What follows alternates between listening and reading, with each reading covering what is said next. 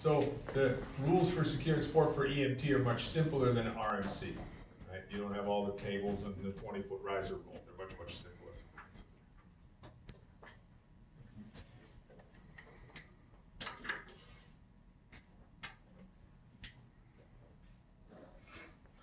All right, let's bounce backwards a little bit in our code books to good old page 150.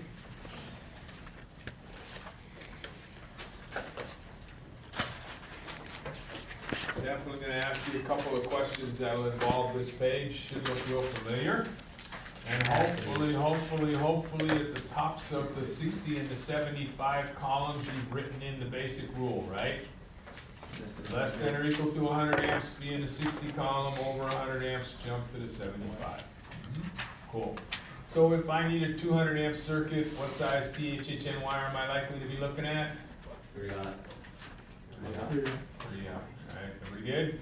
Yeah, pretty simple. Trust that 60-75 rule. No matter what I say to you, trust that 60-75 rule, right?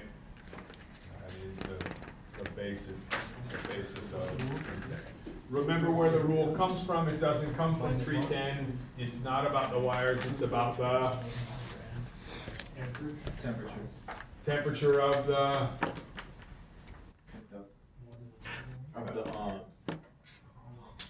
screws on the good. Of what we call the termination, right? The 60-75 rule is dealing with the temperature rating of the termination, not the temperature rating of the wire. That's where it comes from.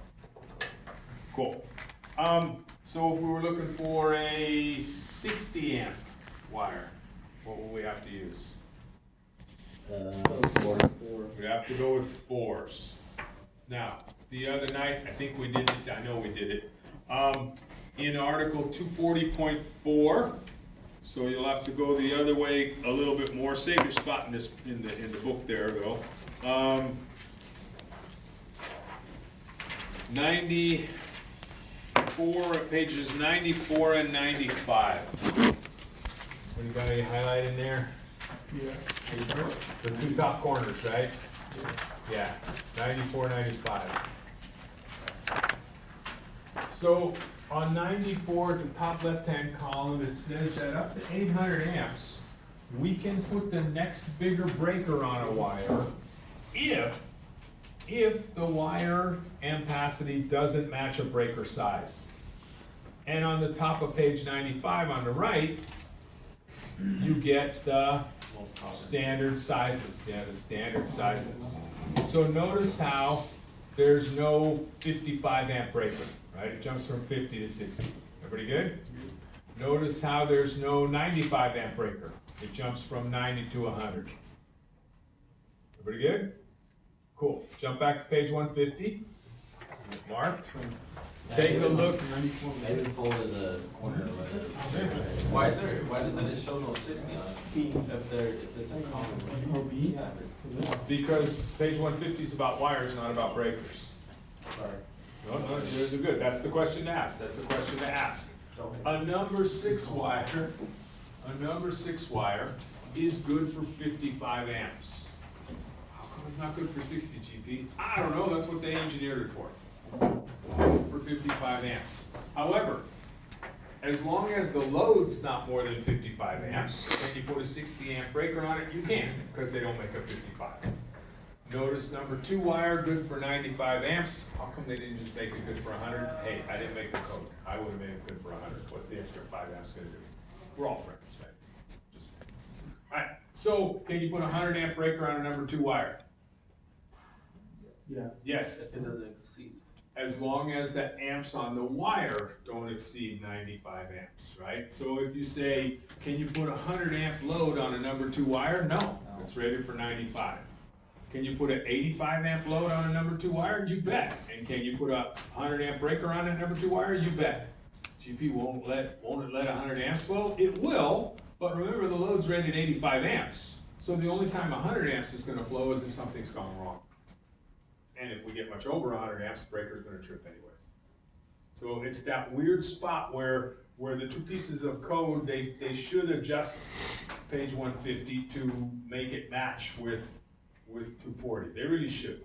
They should. It's not gonna hurt anything, everybody does it already anyways. But it is what it is.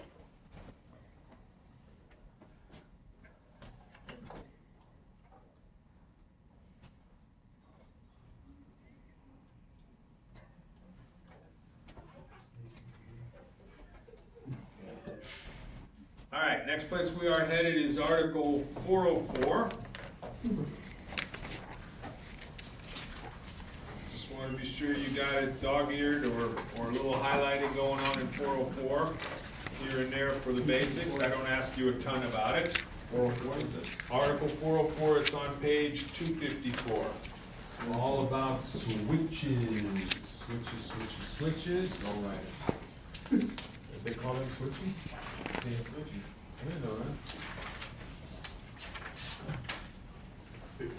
I know you're thinking to yourself, there's a shitload of stuff you don't know, GP. I know. But I didn't know that, especially. All right, 404, all about switches. What do we care about 404? Point 2 letters C, point 2 letters A and B. We talked about it just the other night, that we keep all the switching in the hot wire, right? And we don't switch to neutral as a general rule.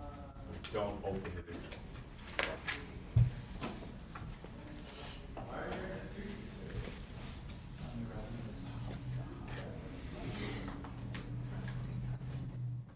Good.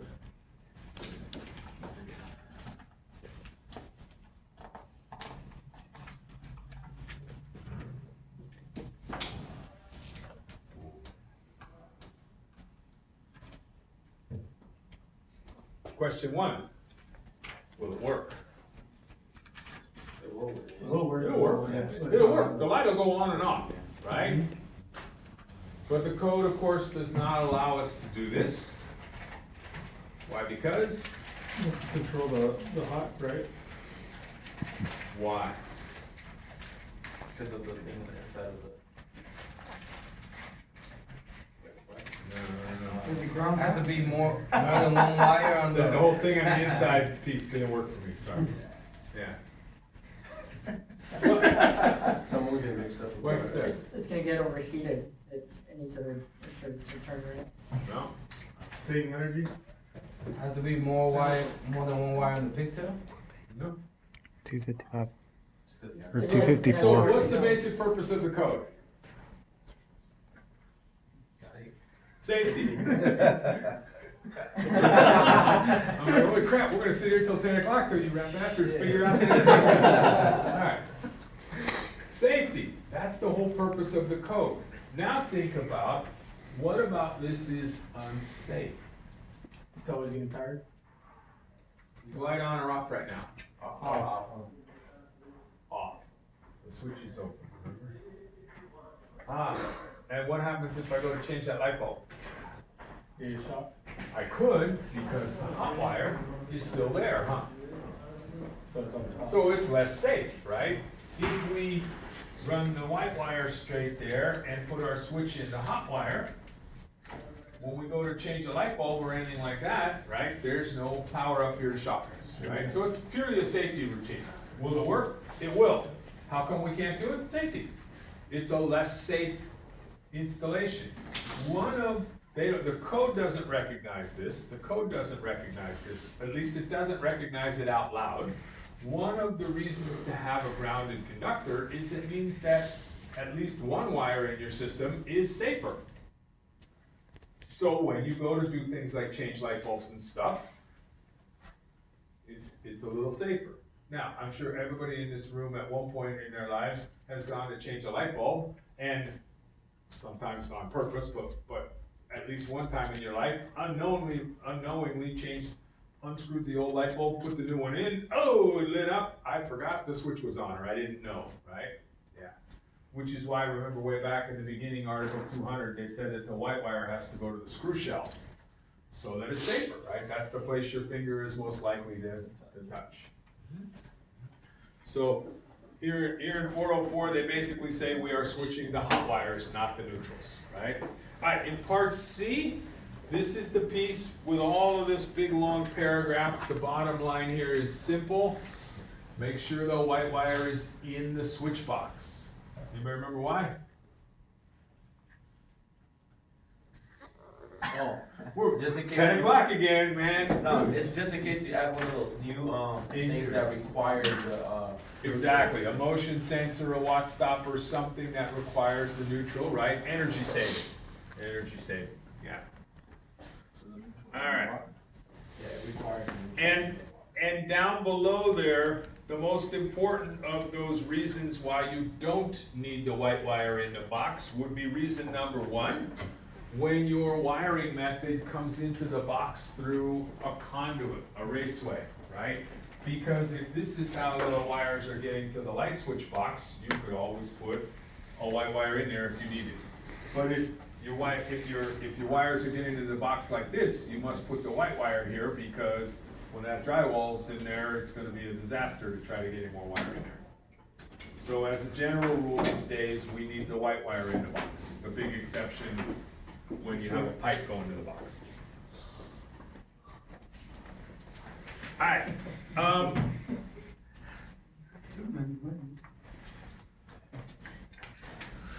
in 404.8, 404.8, bottom of 255 on the right, that's where they tell us that the maximum height for a switch or a circuit breaker, 6'7" above the floor. Pretty sure I asked you about that.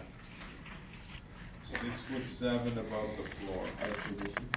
Right, the highest position.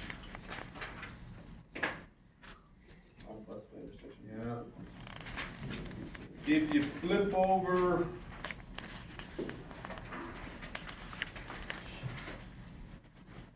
to 256, letter B, they tell us that the voltages between switches you can't put two switches in the same box next to each other if their voltage is more than 300 between them, right? In residential, this never comes up. The highest voltage is 240. Right? But you gotta be a little careful, commercial and industrial situations, that you don't put switches of different circuits next to each other. And if you were to measure between the two hot wires, you have something over 300 volts. There was something else in here, I feel like I missed it. Let me look. There you go. Don't worry.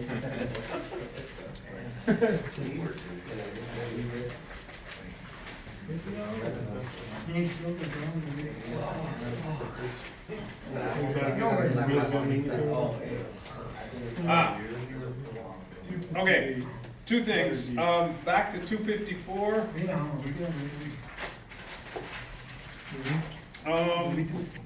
Left-hand column near the bottom, see letter C. Switches can't be in tubs or shower enclosures, right? They can't be inside the tub or the shower. Yeah, cool. I skipped over that one, sorry. 254? Page 254, left-hand column, little ways up from the bottom. See switches in tub or shower? 255, sorry, 255. Switches in tubs or showers.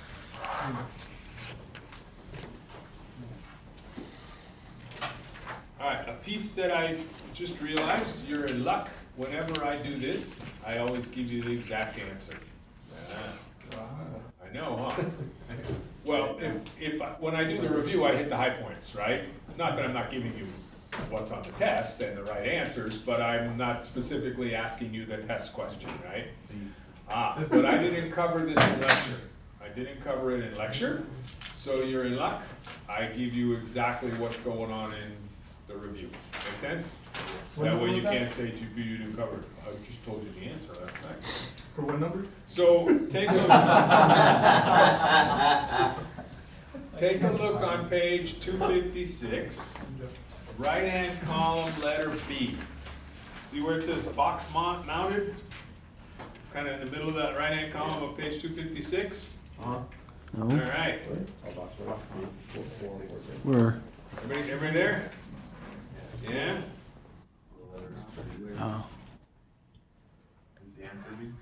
The question on the exam says, what type of screws must be used to attach receptacles and switches to boxes? It's the very last sentence of that big long paragraph. Screws used for the purpose of attaching a snap switch to a box shall be of the type provided with a listed snap switch, or shall be machine screws having 32 threads per inch. So, what kind of a screw attaches a switch or a receptacle to a box? A machine screw, right? These 632s. The 32 talks about how many spirals in 1 inch, right? That's the thread count. 32. So you can't use a drywall screw? You can't use a drywall screw or a sheet metal screw or anything like that to attach it to the box. It must be a machine screw. It must be a machine screw. I have a question. Yeah. That little metal thing that it has on it, what's that for? You know about this little fiber washer here? Well, it serves the basic purpose of simply keeping the thing in there for shipping. Oh. That's really the basic. Now, in certain circumstances, the code requires that we take that fiber washer off before we install, at least one of them, before we install it in the box, because it's keeping this piece separate from the metal of the box, not getting good bonding. So they'll say, take one of these off. Although, I don't know if I have one, but receptacles that are made for that situation, here's one. One of the screws comes with that little fiber washer. Thank you for noticing that. The other one, see this little gold plate? It's got a little, how do I say it? It's got a little lip on it. Yeah. So, there. I'll pass this guy around. So you can see that it's that little metal piece. You can see that it's that little metal piece that's holding the screw in instead of the little fiber washer. So when you're in a situation, like a GSCI, where into a metal box, the code would require you to pull one of the fiber washers off. Nobody thinks to do that. So the manufacturer, instead of shipping it with a fiber washer on both sides, fiber washer on this side, and this little metal keeper here, which you don't have to take out because we're trying to bond this to the metal box, right? So that's why certain receptacles and switches ship with those instead of the fiber washers.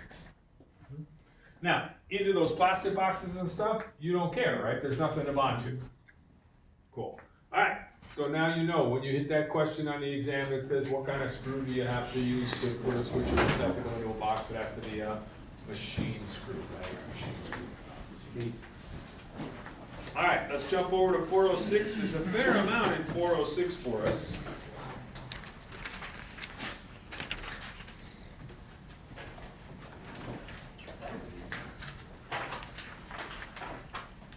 Um, 406.4, letter D.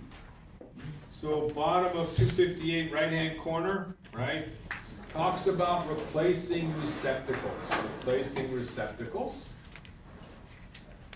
And at the top of 259, right? Number 2 is the important one because that has that handy rule for how do you replace this receptacle, right? How do you do this when there's no grounding wire in a box?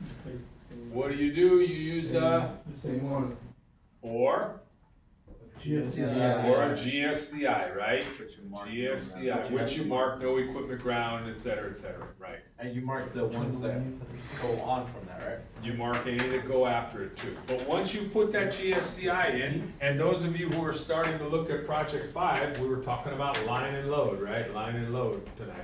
So the wires go in on line, now they go out on the load, and now on any receptacle after that GSCI, as long as it's from the load wires, now this guy can come out and that guy can go in its place. So you only need one GSCI for each circuit, and all the rest can be. What would happen if you put the line in the out then? It won't work? It won't work, the GSCI won't set, But the switch will still work, alright? the receptacle won't work. If you put your power wires on the load, this thing will never turn on. You can't push, you can push the button, but it won't go in and stay. Yeah, yeah, in online, out on load. Just a question. Alright.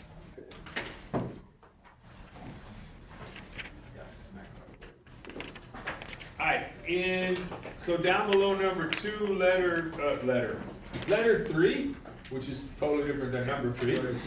You know, I'm doing that crap on purpose, I don't know, just keep myself awake.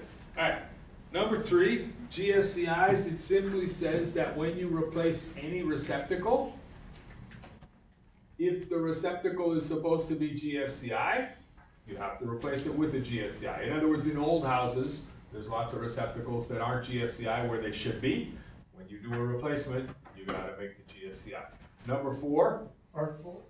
different than letter 4, number 4, right, says the same thing for arc fault, right, if the receptacles, and that's the killer one. Because almost every receptacle in a house, the 3 exceptions, bathrooms, garages, and outdoors, is supposed to be arc fault protected. So that's the killer one for side work, that you're supposed to replace them with arc fault receptacles. Same idea, if the first receptacle in the string is an arc fault receptacle, then all the rest are protected by it. Sure. Alright, so let's say I'm doing a side job, but they don't want that. Yeah, that's up to you, you're gonna have to make that judgment call. Alright, but that's when you make them sign something, yeah, I told you you had to have that shit. I mean, that. Cover your butt. Sorry. Yeah, no, it's okay. You just write that right down, I told you have to have that shit. You should just get a bunch of those printed out and put it out and keep those. Keep them in your toolbox. Yeah. My sister. Yeah, no, it's my oldest daughter. She sent me this little notepad, like Post-it notes, right? But slightly bigger, right? You ever see those ones they use in offices? They don't use them anymore because everybody has a voicemail. But in an office, they used to have this little pad, and it said, while you were out, right? Someone called, and you would check off, needs a call back, you know, et cetera, right? And you put it on a person's desk, right? So she sent me one of those little notepads, and in big black letters, it's all got like a red border around it, big black letters, it says, WTF. And underneath, you check the appropriate box. Just happened. Did you mean by that? Went on last night, right? There's just a million choices. WTF happened here, right? WTF are you talking about? It's just so awesome. So every time the wife pisses me off or something, I just check, WTF are you talking about? And I just leave it on the night. There's a reason I sleep outside a lot of nights. Yeah. They're really good though. It's just perfect and official looking. Looks great. Alright, still on 259, but now into the right-hand column near the top. Tamper-resistant receptacles. Studied those the other night. Yeah. Alright, and this piece simply says that when you replace a receptacle in any location that needs tamper-resistant, now the new receptacle has to be tamper resistant. By the way, do you need tamper resistant GSCIs? You do. Kitchen counter? Yeah. GSCI and tamper resistant. Oh, and arc fault. I know. All three. Yeah, crazy.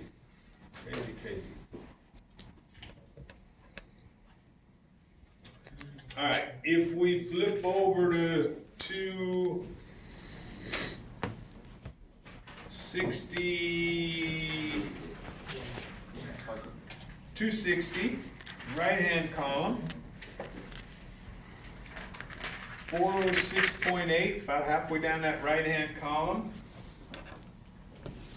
That's the piece where they tell us that receptacles of different voltages and amps, right, have to be different from each other. And here they mentioned that the 20 amp T-slot is okay. Remember I talked about you can have that little bit of overlap?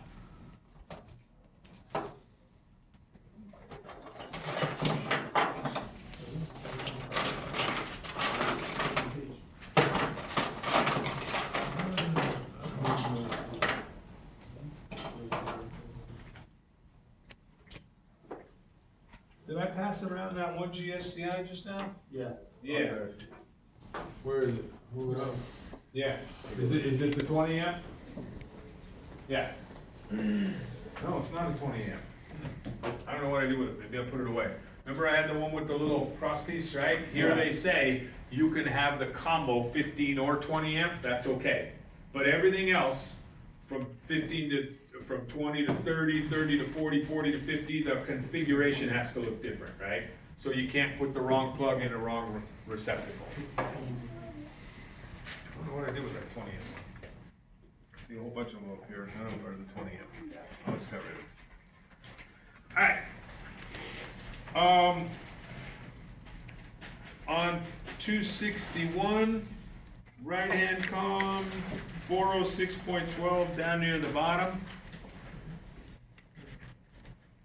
Right, tamper resistant, this gives us the places that tamper resistant receptacles have to be. And in number 1, it says all areas specified in 21052. 21052 covers every general purpose receptacle in a house. Indoors, outdoors, it covers all bathroom receptacles, it covers all kitchen receptacles, garage receptacles, outdoor receptacles. So translate, nearly every receptacle in the house now needs to be tamper resistant. The exceptions down below talk about receptacles that are over 5.5 feet above the floor, which are pretty rare, or receptacles that are hidden behind an appliance that is not easy to move. So behind a stove, behind a washing machine, behind a refrigerator or freezer, stand-up freezer, those don't need to be tamper resistant because no little kids can get to them. Right? They're very bad. Tamper resistant is the one that has a little flap, right? Uh-huh, the one with the little trap doors on, correct. Oh, here's my fake, this is my fake 20 amp one. It's actually just a Sharpie mark on there. It works pretty good. You can really fool someone with that. Yeah, I did it for years. I did it for years till I remember to put a 20 amp receptacle on the parts order one month. And I'm like, yeah, these are 20 amp LCDs, right? Great. Yeah. Gotta love it. Alright, and then the whole rest of the list, so if tomorrow I say, name me 3 places in the world, not in a dwelling unit, where you must have tamper-resistant receptacles, boom, you just go to that list, right? Child care facility, dormitory, what is it, ice skating rinks, waiting rooms, right? I love the way the code just randomly puts weird crap Bus in there, station. right? Whole house is Yeah, Is Boathouse in one? no, boathouse is not there.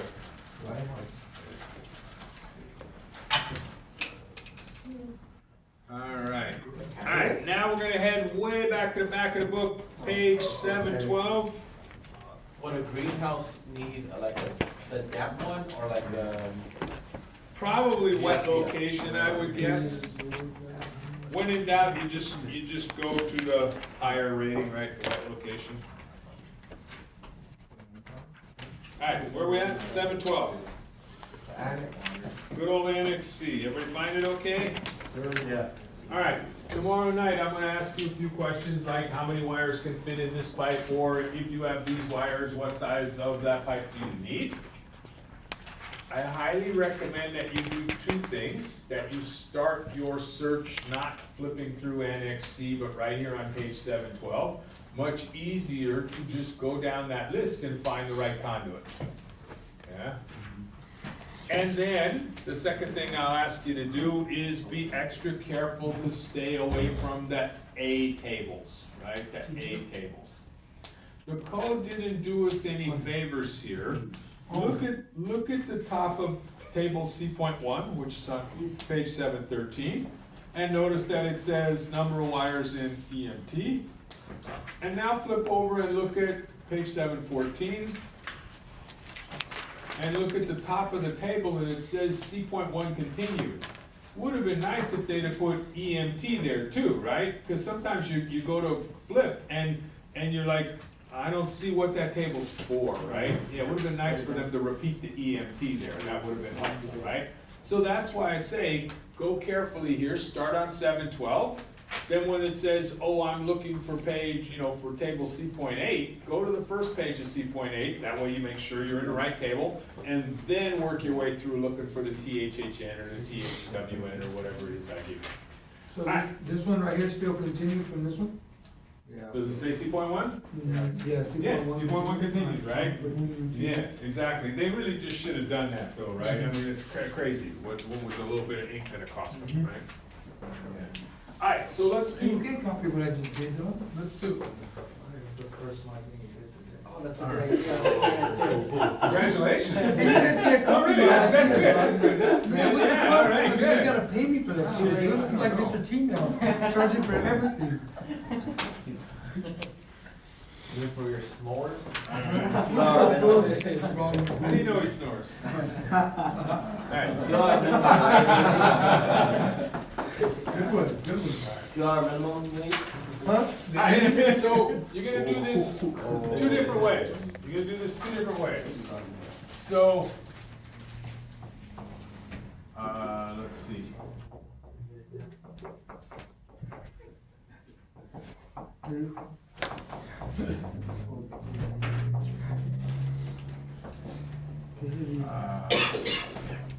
Alright, so the first way is this. I give you the wires and the number of wires, and of course what pipe, and you give me the size, right?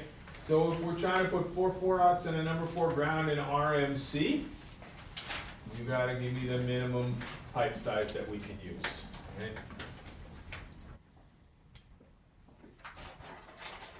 Dude, you didn't get sugar. Everybody else didn't get sugar? Carlos, did you get sugar? Yeah. Oh, okay, I got one. Did you get 'em? Yeah, I did.